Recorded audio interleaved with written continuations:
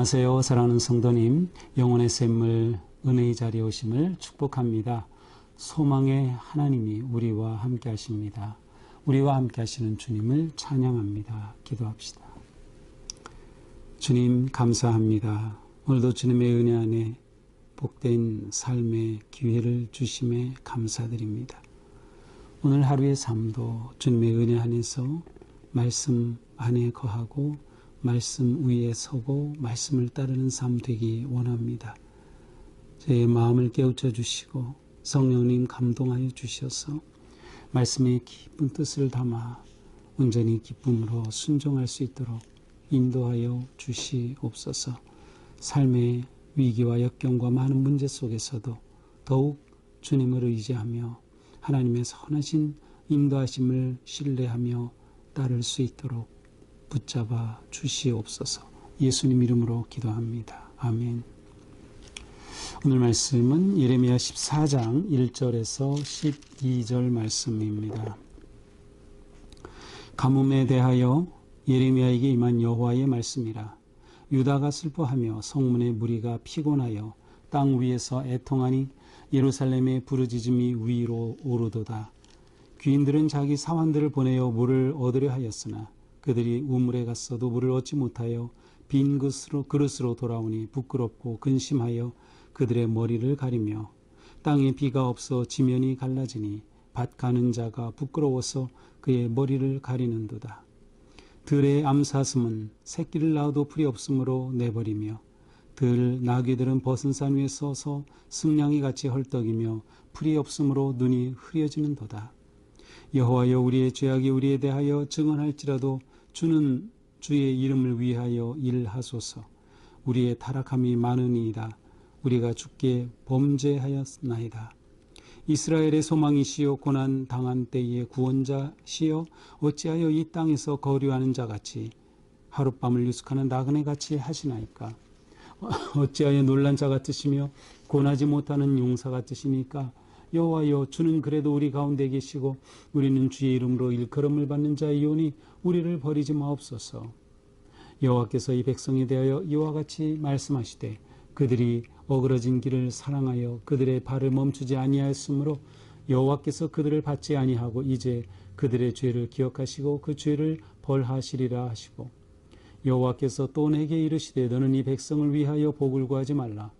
그들이 금식할지라도 내가 그 부르짖음을 듣지 아니하겠고 번제와 소제를 드릴지라도 내가 그것을 받지 아니할 뿐 아니라 칼과 기근과 전염병으로 내가 그들을 멸하리라. 아멘. 자, 오늘 말씀에 이르러서는 하나님의 심판의 재앙이 이스라엘에 임하고 그 재앙이 임한 그 상황 속에서 이스라엘 백성들이 하나님 앞에 반응하는 그러한 모습을 담고 있습니다. 자, 오늘 말씀은 가뭄으로 시작하죠. 가뭄에 대하여 예레미야에게 임한 여호와의 말씀이라. 유다가 슬퍼하며 성문의 무리가 피곤하여 땅 위에서 애통하니 예루살렘의 부르짖음이 위로 오르도다. 자, 하나님께서는 가뭄으로 이 땅을 지금 심판하고 계십니다.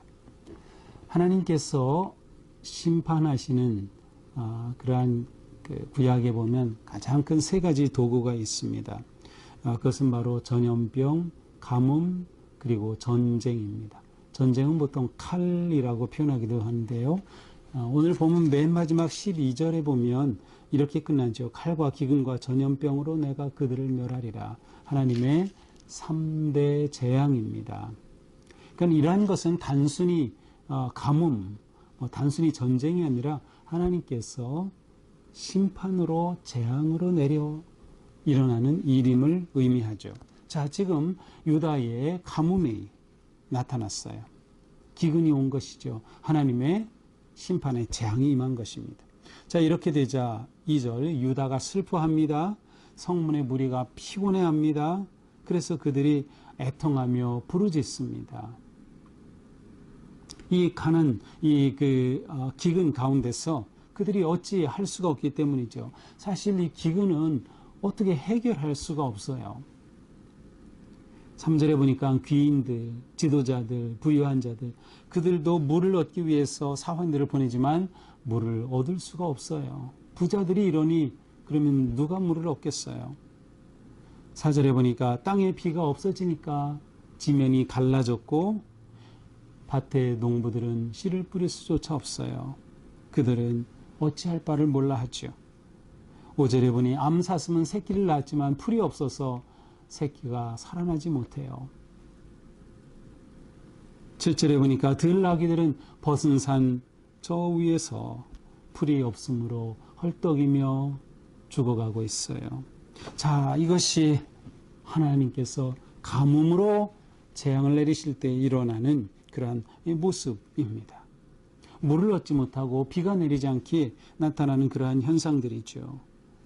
사람의 죄로 인해 자연까지도 동물까지도 이렇게 고난을 당하고 고통을 당하는 모습을 우리가 보게 됩니다. 자, 이렇게 되자 드디어 이스라엘 백성들이 하나님께 부르짖습니다. 7절입니다. 여호와여, 우리의 죄악이 우리에 대하여 증언할지라도 주는 주의 이름을 위하여 일하소서. 우리의 타락함이 많으니이다. 우리가 주께 범죄하였나이다. 우리의 죄악에 대해서 증언하고 있습니다. 다 보여지고 주님은 아시죠? 하지만 주님의 이름을 위해서 일해 주소서. 주님의 이름 얼마나 거룩하고 존귀한 이름이에요. 그런데 그 이름으로 우리를 구해달라고 요청합니다. 우리의 타락함이 많다고 고백합니다. 우리가 주께 범죄하였습니다 라고 고백합니다. 그러면서 또 말하죠. 이스라엘의 소망이시여 고난당한 때의 구원자시여 어찌하여 이 땅에 거류하는 자같이 나그네같이 하시나이까. 하나님을 이스라엘의 소망이라고 불러요. 하나님밖에는 소망이 없기 때문이죠. 고난당할 때 구원자이시라고 말해요.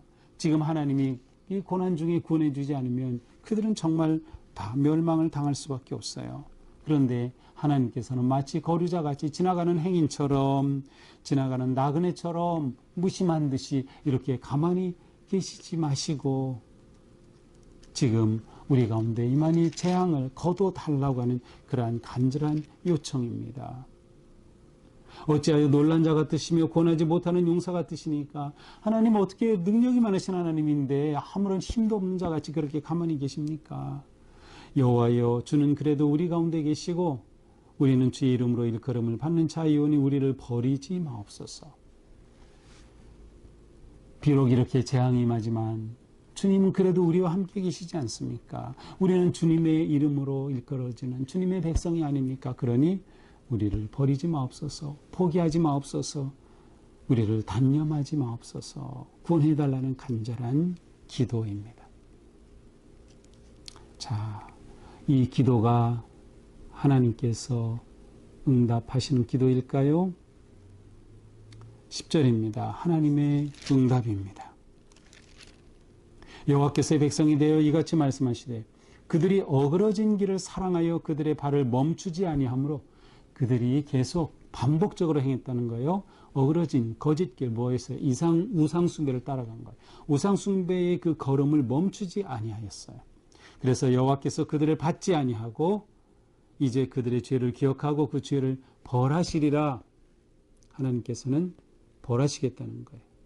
여호와께서 또 내게 이르시되 너는 이 백성을 위하여 복을 구하지 말라. 이제는 예레미야에게 너 이 백성을 위해서 중보기도도 하지 마. 하나님께서 말씀하시죠. 너 중보기도하면 내가 안 들어줄 수 없잖아. 너 중보기도 하지 마. 하나님께서는 기도조차 하지 말라고 하셔요. 12절 그들이 금식할지라도 내가 그 부르짖음을 듣지 아니하겠고 번제와 소제를 드릴지라도 그것을 받지 아니할 뿐 아니라 칼과 기근과 전염병으로 그들을 멸하겠다. 하나님은 그들의 금식 그거 듣지 않겠다는 거예요.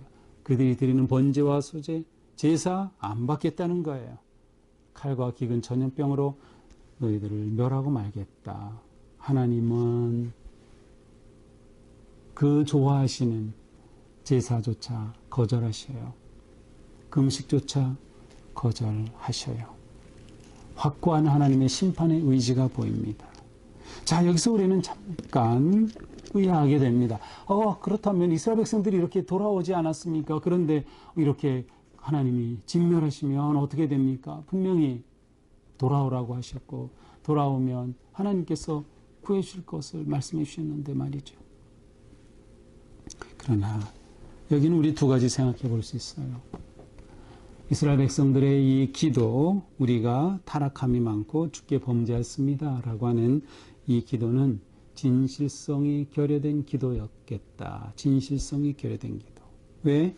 그들이 진작에 이렇게 기도했으면 좋았을 텐데 막상 고난을 당하니까 막상 기근이 임하니까 그 기근을 피해 보려고 하나님께 기도하는 거예요. 진실함이 없어요. 거짓된 기도. 만약 이것이 진실한 기도였다 치면 어떻게 볼 수 있을까요? 이것이 진실한 기도였다 하더라도 이미 어제 본문처럼 기회는 지나갔어요. 누구든 죄를 지은 그 죄에 대한 대가는 받아야만 되는 거죠. 너희가 나를 버리고 배반했으니 그 대가는 당연히 받아야 된다. 너희 기도가 진실한 기도라면 하나님은 어떻게 하실 거예요? 어제 말씀을 따른다면 심판하신 후에 그들 가운데서 새롭게 일으키실 것이다. 그러므로 이들의 회개에 아쩌면 이들의 이 기도는 진실하지 않은 기도였을 수 있고 진실했다 하더라도 이미 기회가 놓친, 그러나 하나님은 여전히 의로우시고 하나님은 여전히 자비로우신 하나님이시면 변함이 없음을 우리는 알 수 있어요. 자, 여기서 우리는 참된 신앙은 아주 진실하고 구체적이어야 한다는 것을 알 수 있어요. 이들은 말로 하나님은 소망이십니다. 고난당할 때 구원자이십니다. 라고 기도했어요. 하지만 이것은 말만이었어요. 정말 그렇게 믿었다면 그들이 그렇게 계속해서 죄악의 길로 갈 수 있었을까요? 당연히 돌이켰어야죠. 일찌감치 돌이켰어야죠. 그러나 그들은 말로는 이렇게 했지만 그들은 그 길을 돌이키지 않았던 거예요. 참된 신앙이란 진심으로 말씀에 따라 순종하는 것에 있어요. 말만으로는 참된 신앙이 될 수 없는 것이죠. 재앙이 임하는 것은 당연히 죄의 결과였습니다. 모든 죄는 그 결과를 지불하기 마련입니다. 물론 우리가 기도하고 회개할 때 용서해 주시지만 우리가 지은 죄는 그 결과를 남기게 되어 있는 거예요. 심지어 인간의 죄가 자연까지도 고통당하게 하는 것을 보는 것을 우리는 이 시대의 기후 문제, 생태계 문제, 많은 어려움들을 보고 있어요. 지금 물난리, 가뭄, 기근, 전 세계가 이상기후로 몸살을 앓고 있죠. 그게 다 사람의 죄 때문에 온 자연스러운 결과일 뿐이죠. 우리가 하나님의 말씀대로 진실하게 산다는 것은 이처럼 지구를 구하는 일이기도 한 것이죠. 이스라엘의 회개는 진정성이 없는 단지 화를 모면하려고 하는 일시적 수단에 불과했습니다. 진정성과 행실이 결여된 기도였기에 아무런 도움이 되지 않았던 거죠. 심지어 하나님은 예레미야에게 중보기도도 멈추라고 하고 하나님은 이들의 금식과 제사조차 받지 않으시겠다고 거절하시고 있습니다. 진정으로 내적 변화가 있어야 하고 진정으로 삶의 변화가 있어야 하는 거죠. 자, 그러므로 우리는 진실한 신앙이 진짜 신앙이다. 근데 그것이 겉으로는 안 드러나요. 겉으로는 다 잘하는 것 같이 보일 수 있어요. 하지만 진실한 신앙, 온전히 하나님을 신뢰하며 삶으로 살아가는 것. 자, 오늘 우리는 물어보게 됩니다. 하나님은 내 기도, 내 금식, 내 예배를 받으실까, 거절하실까? 그것은 바로 나의 삶에 달려 있습니다. 내 신앙의 진정성에 달려 있는 것이죠.